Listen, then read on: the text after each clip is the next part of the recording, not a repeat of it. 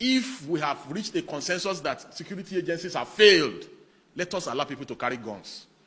Let us give license for citizens to carry guns, like in America. What we have to start experimenting is how we can make the community to prepare first, if the first line of defense for it. General Wahab said it clearly.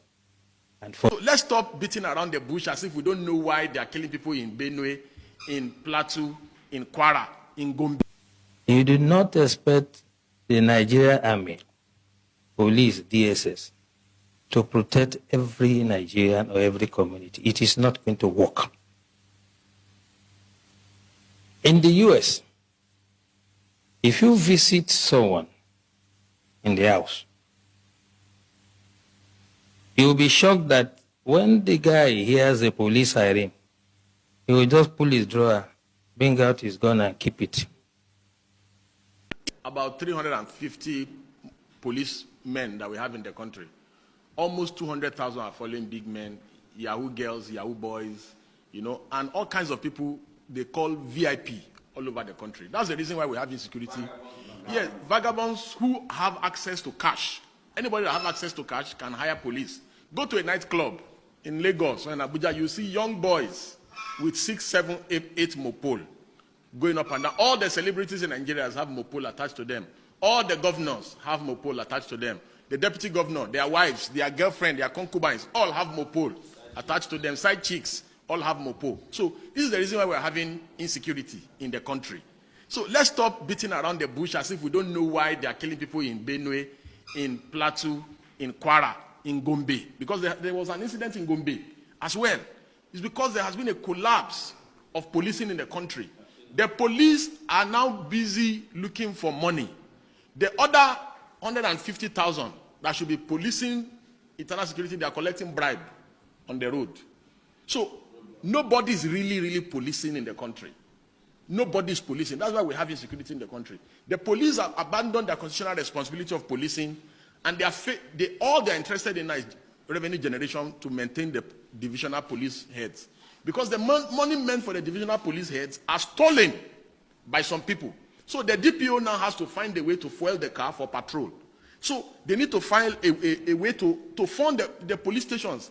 If we address corruption, insecurity will stop. Yes, we concede that the VIPs need some form of protection. So it would be unreasonable on our part to say, oh, don't protect the VIPs. Even in America, the VIPs are protected. I'm making 2 recommendations. Number 1, let us use the elite corps of the civil defense to protect the VIP. The elite corps of the civil defense to protect them. The police must go back to policing the nation. That is the only way that we can stop this growth of terrorist groups all over the country.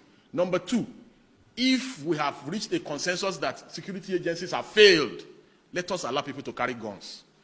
Let us give license for citizens to carry guns. Like in America, if we all own guns, who will come to a community in Plateau to terrorize anybody?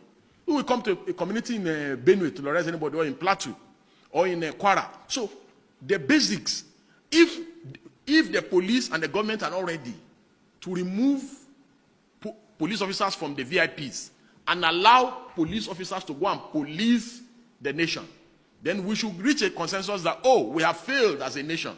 Therefore, let us allow license for citizens to own guns. Thank you. This is my take. And A.K. Musa will now give his take, and we'll call it a day. Decentralized policing. I've always been an advocate of not only state police. I'm in support of state police. I'm in support of campus police. I'm in support of every community even having their own village police. I live in a village in the U.S. that has 3,000 people. They have a police department with more vehicles than the Ondo State Command of the Nigerian police. And anything happening to you, they promise you that in 3 minutes, they'll get to your house if you call the emergency number. So, but a lot of people are fearful that if governors have access to state police, they will use it against their opponents. Governors are doing that even with the national police. Governors are doing it with vigilantes. Basically, Nigeria is already having non-state actors that are being used as state police. The Anambra state government has Anaga chamber, what do they call it, whatever, Agana chamber. The Ondo State government has what it calls... No, Ondo State has Amotekun. The Southwest has Amotekun.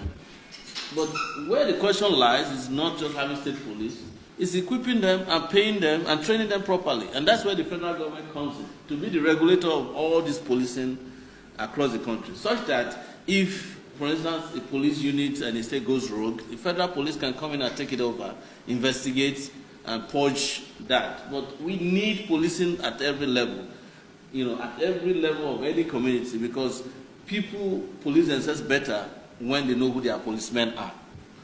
But transferring somebody from Borno to go and police somebody in the Niger Delta region is not policing. At all. That is imposing policemen on people. So let the people democratically also select their police and let them police themselves, but we must have oversight. That's where I differ. It's like there must be thorough oversight so that all these criminally intentioned politicians do not use that to abuse and violate people's rights.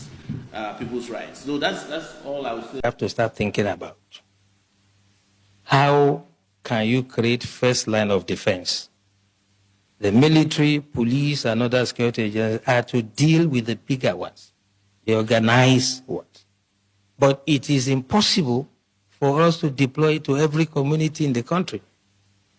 It is unimaginable that any security agencies that has the resources to do it. A group of terrorists, the Boko Haram, then had invaded Azari. They were shooting in an attempt to kidnap, and the community chased them. They killed some members of the community, but the community members killed all of them. The last guy, Khalid, climbed onto a tree and was firing. The community stood, they were resilient, and they killed Khalid. Since that day, there has not been one terrorist attack in Azari. As a matter of fact, the former head of state, General Ibrahim Badamasi Babangida, said, and I quote, "If we want to stop or curb this terrorism, we shall emulate the Azari example." Tafawa Balewa also happened to be a local government in Bauchi that was always in flames. And the people of Bogoro and some part of Tafawa Balewa, where the Sayawas are, rose up on one occasion. They knew their terrain better, climbed onto trees and mountains. And when the invaders came, they did not only repel them, they seized their weapons. And since then, you can attest to it that you hardly hear about Tafawa Balewa again. What I'm trying to say, the practical approach to mobilizing people, is that you have to get everyone involved. You do not expect the Nigerian Army, police, DSS, to protect every Nigerian or every community. It is not going to work. In the US, if you visit someone in the house, you will be shocked that when the guy hears a police siren, he will just pull his drawer, bring out his gun and keep it. So one of my hosts did that, and I asked him, "Why are you putting gun here?" He said, "Well, if they are chasing someone and he enters my house, I'll shoot him first." And that is the layer we have to start thinking about. How can you create first line of defense? The military, police, and other security agencies are to deal with the bigger ones, the organized ones. But it is impossible for us to deploy it to every community in the country. It is unimaginable that any security agencies that has the resources to do it. So as we live here, we all belong to one community or the other. what we have to start experimenting is how we can make the community to prepare first if the first line of defense for us. General Wahab said it clearly. And for me, there are 3 takeaways from his lecture. By the way, the general and I were guest speaker at one program in our office, so I'm not surprised that it's a dexterity.